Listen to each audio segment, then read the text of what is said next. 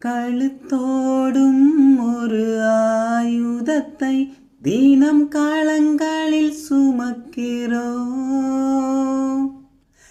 எழுத்தோடும் ஒரு ஆயுதத்தை எங்கள் மொழியினில் சுவைக்கிறோம்.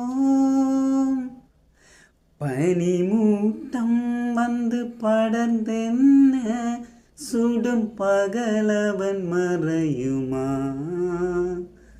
எங்கள் பகை மூட்டம் வந்து பணியாமல் எங்கள் இருவிழி உறங்குமா?